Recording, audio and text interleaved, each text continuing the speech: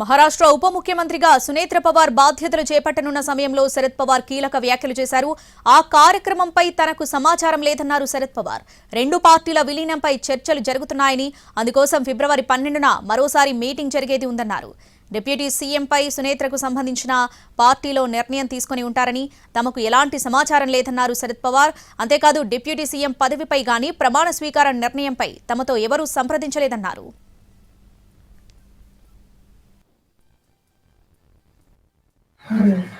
तय किया होगा तो उनसे पार्टी ने तय किया होगा।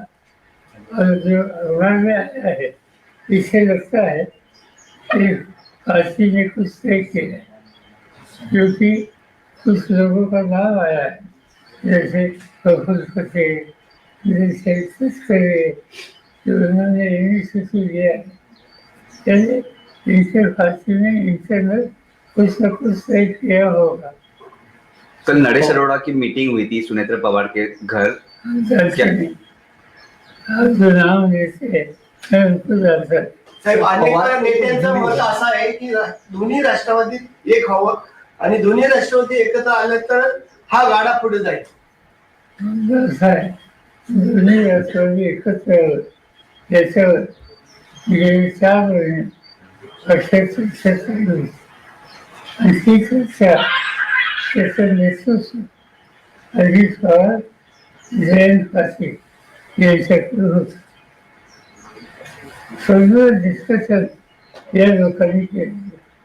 दुर्दैवानं त्या अपघातामुळे याला खंड पडेल असं शिक्षण दिसतं. काल साहेब खऱ्या अर्थाने तटकरे साहेब असतील किंवा भुजबळ साहेब असतील यांनी जी मुंबईमध्ये चर्चा केली, याची कल्पना कुणाला देण्यात आली होती का?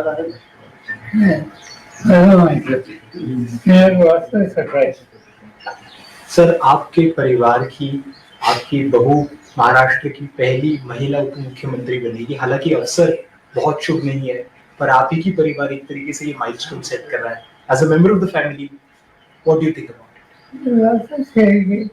जो गया तो ऑफिस ला नहीं